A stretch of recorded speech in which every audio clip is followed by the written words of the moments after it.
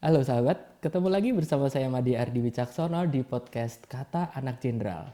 Suara kesehatan generasi Sudirman, di mana selalu ada kesehatan dalam setiap percakapan. Sahabat, saat ini olahraga sudah menjadi bagian dari gaya hidup sebagian dari masyarakat kita. Banyak klub gym bermunculan, banyak orang-orang ikut lari maraton, juga banyak event lari, baik dari yang memang sudah rutin berolahraga, sampai yang mungkin masih sekedar ikut-ikutan, atau sering dibilang FOMO, fear of missing out, supaya tidak terlewat dengan event-event tertentu. Hal ini adalah sesuatu hal yang positif karena olahraga sudah menjadi bagian dari gaya hidup masyarakat kita. Kalau kita berbicara tentang olahraga, seringkali kita mendengar ada pemanasan dulu sebelum olahraga. Tapi kalau setelah olahraga, ada yang namanya recovery. Sahabat tahu nggak apa itu recovery dalam olahraga? Nah, sepenting apa sih recovery itu dalam olahraga? Seberapa baiknya dia menunjang kebiasaan olahraga kita supaya tetap sehat? Untuk itu sudah hadir bersama saya pada hari ini Dr. Susiana Chandrawati SPKO, seorang dokter spesialis kedokteran olahraga dari Fakultas Kedokteran Universitas Jenderal Sudirman. Selamat datang Dr. Susiana. Selamat siang Dr. Madya, senang sekali sahabat berada di podcast Suara Anak Jenderal. Oke, nah dok tadi saya sudah mengawali dengan adanya recovery gitu loh. Itu sebenarnya recovery dalam olahraga itu apa sih ya dok ya? Oke. Jadi recovery itu ya sama ya seperti padanan katanya ya. Jadi pemulihan. Jadi pemulihan setelah kita melakukan latihan fisik atau olahraga. Tujuannya untuk apa? Tujuannya adalah untuk kembali ke posisi awal gitu ya sebelum kita berolahraga. Jadi ibaratnya ketika kita berolahraga ada jaringan yang rusak, maka pada saat recovery itu terjadi repairing, perbaikan jaringan yang rusak. Kemudian pemulihan kondisi, baik secara fisik maupun secara psikis. Kalau seperti itu sebenarnya seberapa penting dok itu recovery gitu? Kalau misalnya kita ya udah olahraga aja gitu, kalau selesai aja, terus kemudian nggak pakai recovery gitu, apakah ada bahayanya atau bagaimana dok? Pertanyaan yang bagus ya Dr. Madya. Jadi recovery itu sebenarnya yang ini sekarang kita marak ya, banyak olahraga ya. Sisi positifnya kita senang ya, berarti banyak orang punya gaya hidup aktif ya. Tapi masih pada belum paham gitu ya recovery apa. Padahal recovery itu sama pentingnya Dr. Madya dengan olahraga itu sendiri. Sebab ketika kita olahraga tanpa recovery, maka jaringan yang rusak selama olahraga tidak bisa repairing gitu ya. Jadi nanti akan muncul istilah seperti overtraining syndrome gitu ya. Kelelahan yang tidak selesai itu adalah tanda-tanda bahwa tubuh kita itu masih membutuhkan recovery. Jadi recovery-nya belum optimal.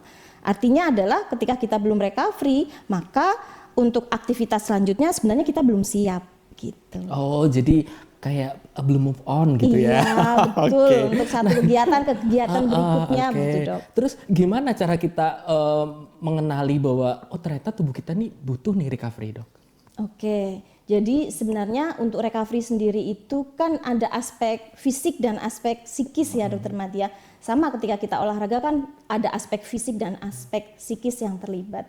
Secara ringkas sebenarnya ada banyak cara untuk melihat status recovery tubuh kita ya. Tapi secara ringkas yang mungkin sahabat bisa lakukan gitu ya. Yang pertama adalah kita monitor itu rasa nyeri.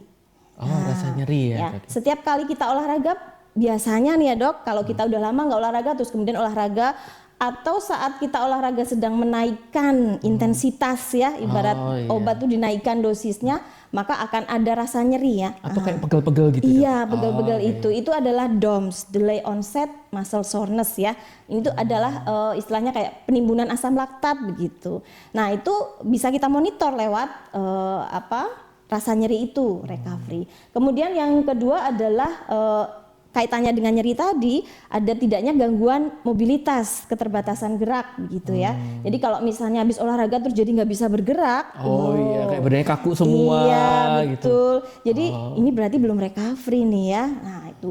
Kemudian yang ketiga adalah lelah nih dok. Nah pada saat olahraga memang kita lelah gitu ya.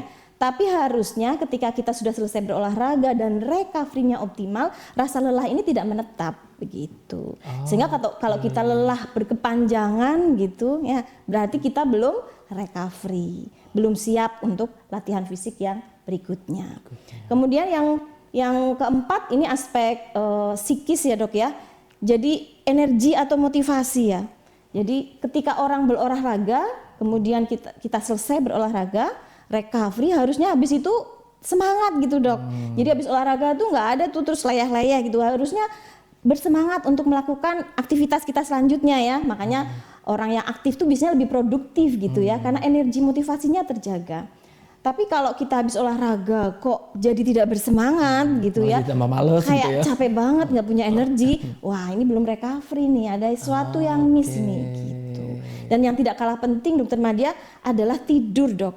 Ya, jadi kalau kita habis olahraga, biasanya sih harusnya tidurnya nyenyak ya Dok ya. Nah, karena tidur nyenyak itu juga selain sebagai tanda bahwa tubuh kita recovery, juga sebagai upaya untuk recovery itu sendiri. Ketika kita tidur itu terjadi perbaikan jaringan yang rusak. Kalau habis olahraga kok malah kita kayak nggak bisa tidur ya Dok ya. Kalau orang Jawa bilang kancilen gitu ya, ya itu berarti rasanya lelah, tapi kok nggak bisa tidur, wah belum recovery nih begitu. Tadi Dokter Susiana menyebutkan bahwa salah satu tandanya itu nyeri, badan pegel-pegel gitu. Nah itu gimana Dok caranya kita membedakan bahwa oh ini nyerinya itu karena memang recovery yang belum selesai, belum sempurna, atau nyerinya karena masalah lain atau karena sesuatu hal penyakit atau cedera gitu, gimana Dok? Pertanyaan yang bagus ya. Jadi nyeri yang di sini kita harus bisa membedakan nyerinya karena memang ada DOMS tadi ya, delay onset muscle soreness, atau nyeri karena ada kerusakan jaringan gitu ya, kerusakan jaringan yang tidak semestinya, yaitu cedera. Nah sebenarnya bisa ditandai dengan kalau nyerinya itu karena kerusakan jaringan yang cedera gitu ya, pada saat olahraga itu sudah terjadi nyeri Dok. Jadi ketika jaringan kita rusak, misalnya kita berolahraga kemudian salah gerak begitu ya, atau menumpu tidak pada tempatnya gitu ya, ada jaringan yang rusak, seketika itu timbul nyeri. Tapi kalau yang delay onset muscle soreness tadi ya Dok ya, itu biasanya delay ya, namanya aja delayed ya, gitu jadi ya. Iya, jadi nggak saat itu juga iya, gitu ya. Betul. Hari ini kita olahraga, kita pegel-pegelnya baru keesokan harinya ketika kita bangun, kok kayak nggak bisa bangun ya? Ternyata ada DOMS itu tadi. Terus kemudian yang penting lagi sahabat bisa lakukan sebelum ke dokter gitu ya, kita bisa lihat ketika cedera itu biasanya ada tanda-tanda peradangan gitu ya. Tanda-tanda inflamasi istilahnya. Jadi ada kemerahan, atau kalau di sahabat yang dokter ya, yang mahasiswa kedokteran tahu nih, rubor gitu ya. Ada tanda bengkak begitu ya, tumor. Ya, kemudian bengkak, gitu. Diraba tuh rasanya lebih hangat dari daerah sekitar. Nah, itu cedera itu. Terus kemudian timbul rasa nyeri ya, ditekan itu nyeri gitu. Kalau DOMS itu nyerinya masih nanti-nanti gitu ya. Iya, masih nanti-nanti, dan kadang-kadang nyerinya bukan karena tekanan ya. Nyerinya tuh lebih general begitu.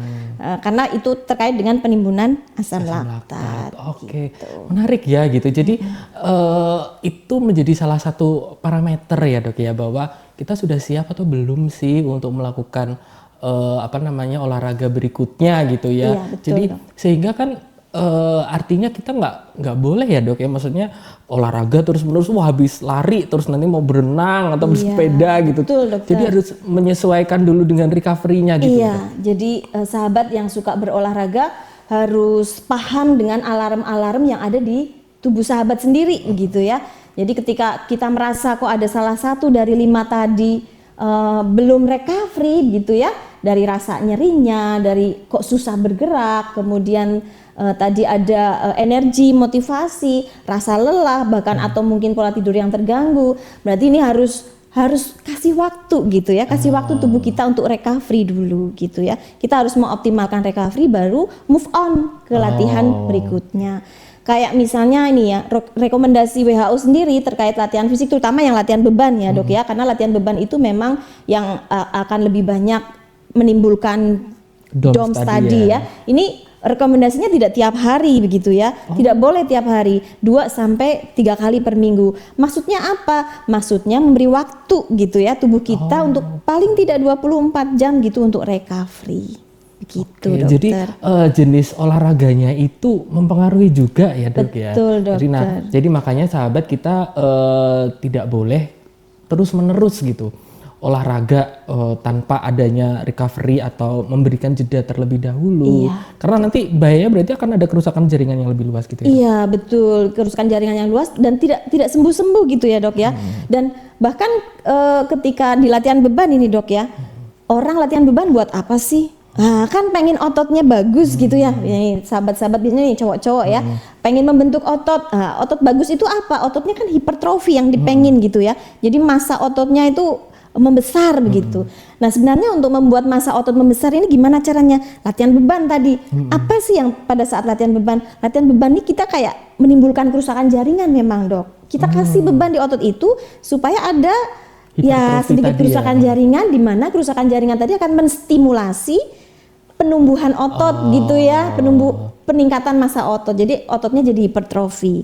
Nah, untuk menumbuhkan gitu ya, membuat hipertrofi itu butuh waktu begitu. Nah, kalau sahabat nih latihan beban sekarang, besok latihan beban lagi, kapan itu ototnya hipertrofi? Nggak terbentuk nanti. Malah justru nggak terbentuk. Betul. Nah, ini ilmu baru nih sahabat ya, bahwa namanya olahraga itu selalu ada tujuannya, Dokter Susiana ya. Jadi kita nggak boleh gitu asal-asalan, ya udah asal olahraga aja, karena olahraga juga ternyata ada dosisnya gitu. Nah, tadi ngomong-ngomong soal caranya recovery gitu, Dok. Itu seharusnya gimana sih kita itu kalau misalnya setelah olahraga supaya kita bisa recovery itu yang optimal gitu, recovery yang tepat gitu, nggak salah cara recovery-nya.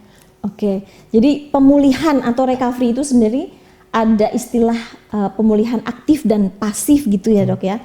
Biasanya awal-awal kita lakukan pemulihan pasif nih, Dok ya. Pemulihan pasif itu apa? Salah satunya kita tidur. Itu pemulihan pasif, Dok.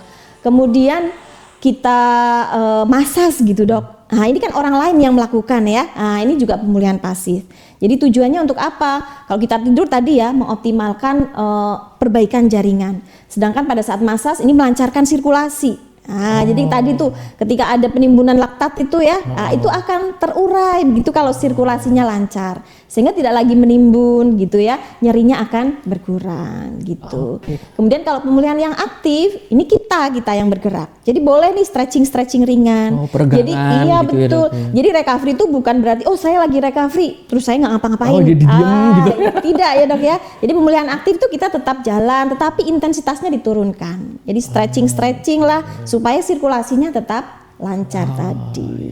Makanya ya kadang-kadang saya lihat itu kalau di entah pertandingan olahraga atau apa gitu, ada yang setelah bertanding terus kemudian ada yang masas gitu ya, Dok ya. Iya, betul. Itu termasuk salah satu mode recovery itu tadi ya. Kemudian ada istilah cryoterapi, Dok. Itu bagian dari recovery. Jadi terapi dingin gitu, Dok. Jadi biasanya nih tapi atlet ya gitu ya yang memang kalau event-event olahraga gitu ya, biasanya kita dokter-dokter pertandingan itu kalau misalnya atletnya habis bertanding, biasanya yang banyak di cabur atletik nih, Dok ya. Mereka habis lari gitu ya, mereka habis panasan lah ya gitu ya, terus lelah gitu ya. Nah, itu setelahnya itu di garis finish tuh biasanya kita sediakan kayak bathtub isinya air es gitu, Dok. Nah, mereka masuk gitu ya. Di situ ada unsur recovery-nya, Dok. Iya. Termasuk bagian dari recovery itu iya, tadi ya, Dok ya. Kalau dengan nutrisi sendiri itu ada hubungannya nggak, Dok? Sangat penting pasti, Dok. Dengan makanannya. Betul. Tadi kenapa sih kita kasih waktu recovery? Salah satunya kan tadi ya, repairing jaringan. Ya, jadi memperbaiki jaringan yang rusak. Nah, bahannya dari mana gitu? Bahan untuk memperbaiki jaringan dari mana? Dari nutrisi itu sendiri, Dok. Makanya kan ada nih cabang ilmu yang memang mempelajari khusus nih nutrisi pada orang yang berolahraga, sport nutrisi. Pada prinsipnya sebenarnya sama ya, sport nutrisi ini dengan yang orang awam istilahnya gitu, yang tidak berolahraga. Pasti satu harus mempertimbangkan healthy diet ya, Dok ya, diet seimbang. Ini Dokter Madia mungkin malah lebih paham ya. Jadi ada piramida makanan kan ya, Dok. Betul. Nah, itu harus dianut itu. Tetapi ada prinsip tambahan gitu yang harus dipegang oleh orang yang rajin berolahraga gitu ya, aktif gitu ya, yang memang kebutuhannya lebih gitu. Jadi ada 3 prinsip yang harus diperhatikan juga selain prinsip healthy diet tadi. Jadi ada istilah fueling, jadi pengisian bahan bakar. Kemudian ada istilah recovery. Nah ini ya. Jadi nutrisi untuk recovery dan ada prinsip terkait dengan rehidrasi. Oh iya, karena ketika berolahraga kayak tadi ya Dok, yang sifatnya kayak atletik, olahraga kardio gitu ya, orang akan cenderung maraton ya, berkeringat, sehingga banyak disediakan minuman gitu tadi ya. Itu saya juga tertarik tuh Dok, berarti kayak tadi ya, cabang olahraga atletik gitu, terus ada krioterapi, ada bathtub yang isinya es, terus kita juga harus minum supaya terhidrasi kembali, dijaga kebutuhannya sesuai dengan olahraganya gitu. Terus itu kan tadi memang bagian dari moda recovery ya, Dr. Susiana ya, untuk nutrisi gitu ya. Gitu. Nah itu kapan kita sebaiknya memilih kita harus recovery yang aktif, kapan kita harus recovery yang pasif, itu gimana Dr. Susiana? Oke, jadi sebenarnya itu dikaitkan juga dengan fase-fase pemulihan. Jadi recovery itu atau pemulihan itu ada fase-fasenya ya sahabat ya. Jadi ada fase 1, fase 2, fase 3 gitu ya. Fase 1 itu kita sebut sebagai fase pemulihan akut. Ini biasanya terjadi pada 1-2 hari pertama setelah kita berolahraga. Nah di sini biasanya masih DOMS-nya dominan nih Dok. Bahkan apalagi kadang yang baru-baru betul, gitu ya. Kalau baru udah lama nggak olahraga atau gitu. Olahraganya baru ditingkatkan nih intensitasnya, durasinya. DOMS-nya muncul nih, biasanya DOMS-nya dominan. Keterbatasan gerak juga biasanya akan menyertai ya karena ada nyeri. Nah ini biasanya kita pakai untuk pemulihan yang pasif gitu ya. Jadi ya disuruh istirahat gitu ya. Terus kemudian dimasas gitu ya. Kalau memang diperlukan tadi pakai krioterapi dan pastinya rehidrasi sama nutrisi. Itu always ya. Pokoknya sebelum, selama, sama setelah rehidrasi sama nutrisi itu benar-benar harus diperhatikan. Terus kemudian kalau misalnya udah masuk ke fase pemulihan berikutnya ya 3-5 hari. Ini namanya adalah fase pemulihan dini. Nah, ini boleh mulai pemulihan yang aktif Dok. Stretching ringan ya. Kan udah agak berkurang tuh nyerinya, bisa bergerak. Nah, mulai diteruskan geraknya. Begitu. Jadi sahabat nih kalau habis olahraga terus merasa nyeri karena DOMS, diteruskan lagi olahraganya gitu ya, jangan kapok gitu ya. Jangan terus berhenti, aku nggak mau karena nyeri. Nah nanti nggak selesai itu. Malah nggak jadi habit nanti. Iya betul, karena salah satu cara pemulihan aktif ya dengan latihan fisik itu sendiri, walaupun intensitasnya kita turunkan. Terus kemudian nanti setelah hari ke-6 dan seterusnya ini adalah fase pemulihan lanjutan ya. Dan ini biasanya nanti ya meneruskan apa yang tadi sudah dilakukan gitu. Biasanya DOMS-nya akan mulai hilang dan lain sebagainya. Iya. Ternyata nggak ini ya, tidak sederhana ya. Ternyata kompleks itu. Dan jadi kita tidak disarankan untuk recovery asal-asalan gitu ya Dok ya. Jadi kita harus mengikuti panduan olahraganya apa gitu. Terus sehingga nutrisinya juga bagaimana. Jadi olahraga tidak asal olahraga sahabat. Jadi supaya tujuan dari olahraga itu tercapai. Tadi Dr. Susiana sempat menyampaikan tujuannya apa nih? Kalau tujuannya membangun massa otot ya gunakan moda olahraga yang sesuai dengan dosis yang tepat juga. Gitu. Nah kalau misalnya berarti kalau misalnya seperti orang yang rajin berolahraga atau pada atlet gitu ya Dok ya. Itu kalau misalnya setelah tanding habis ada event olahraga berat, lari maraton gitu, optimal untuk recovery-nya gimana Dok? Gitu? Iya, optimal recovery ini tidak bisa kita patok seperti tadi ya, fase pemulihan kan ada nih fase 1-2 hari, itu juga tidak bisa kaku ya Dok ya.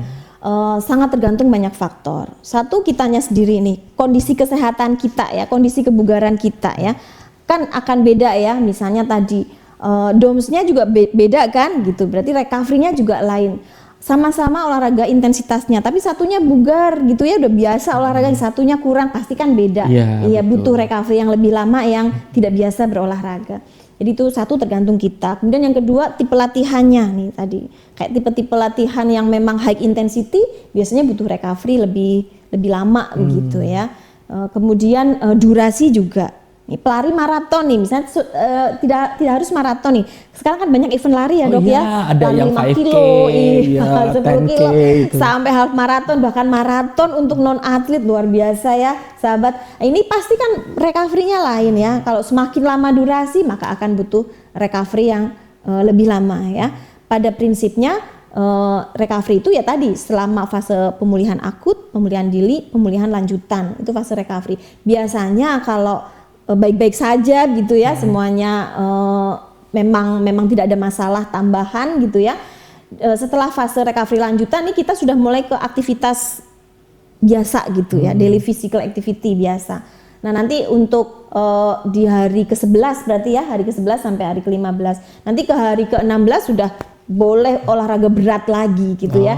Tapi apakah nanti setelah hari ke-16 berolahraga lagi? Ya tidak, itu tadi kan setelah bahkan di hari ketiga aja kita udah boleh nih fase latihan fisik ringan gitu. Jadi bertahap lagi gitu. Pada intinya juga disesuaikan dengan kondisi tubuh masing-masing. Betul, gitu, iya.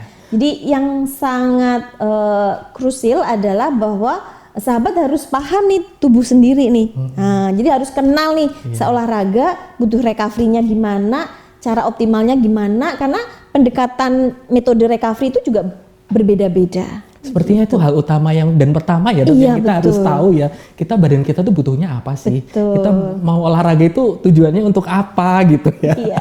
Ya karena olahraga bisa bertujuan macam-macam ya, Dok, ya. Ada yang bahkan untuk pemulihan dari sakit atau yang lain gitu. Nah, jadi sahabat, ternyata recovery itu tidak sederhana, bukan sekedar selesai latihan atau olahraga terus selesai ya udah. Ternyata ada banyak hal kompleks di dalamnya yang menunjang olahraga itu sendiri. Baik, terakhir Dokter Susiana, apakah ada closing statement untuk obrolan kita hari ini yang sangat menarik ini? Terima kasih Dokter Nadia. Jadi sahabat, harta paling berharga gitu ya dalam hidup kita adalah tubuh kita ini ya. Ini adalah harta pertama yang diberikan oleh Tuhan gitu, dan ini adalah paling berharga. Nikmat tiada tara juga adalah nikmat kesehatan gitu ya. Dan aktivitas fisik adalah cara kita untuk berinvestasi begitu ya Dokter Nadia, untuk kesehatan kita, untuk harta berharga kita ya, tubuh kita ini. Apalagi sekarang sudah booming ya, exercise is medicine ya. Nih sahabat ya. Jadi olahraga tuh bukan hanya promotif preventif ya, tapi juga untuk terapi penyakit tertentu ya. Bahkan kalau bisa kita berolahraga sebelum kita sakit ya, jangan sampai olahraga karena jadi kuratif gitu ya, olahraganya untuk mencegah sakit. Tetapi yang sahabat juga nggak boleh lupa bahwa ada hal lain yang juga sama pentingnya dengan olahraga itu sendiri, yaitu recovery ya. Recovery itu kayak kita memberikan hak begitu ya untuk tubuh kita untuk memperbaiki diri gitu ya sebelum latihan fisik yang berikutnya. Begitu Dokter Nadia. Oke, terima kasih Dokter Susiana. Nah kan jadi banyak ilmu sekarang tentang olahraga. Olahraga tidak sekedar olahraga. Olahraga harus ada tujuannya, dan terlebih lagi kita harus mengenali tubuh kita itu seperti apa yang tubuh kita butuhkan, bagaimana olahraga yang kita pilih itu supaya sesuai dengan tujuan yang ingin kita capai. Dan kalau perlu mungkin kita bisa ya Dok ya konsultasi dengan Dokter Susiana gitu. Dipersilakan dengan senang hati sahabat. Nanti untuk bisa konsultasi dulu, Dok, saya tuh pengen badan saya kayak begini, saya pengen menjaga kebugaran atau apa supaya lebih lentur gitu, olahraganya apa gitu, bisa ya Dok ya? Nanti bisa konsultasi ya dengan Dokter Susiana supaya tubuh kita tetap sehat dan bugar. Oke, sahabat, demikian obrolan kita yang sangat menarik hari ini bersama dengan Dr. Susiana Chandrawati, spesialis kedokteran olahraga. Nanti kita akan ketemu dengan narasumber lainnya yang akan membahas berbagai aspek kesehatan yang tidak kalah menarik. Saya Madia Ardi Wicaksono pamit undur diri. Sampai jumpa pada podcast berikutnya, tetap di podcast Anak Jenderal, suara kesehatan generasi Sudirman, di mana selalu ada kesehatan dalam setiap percakapan. Sampai jumpa.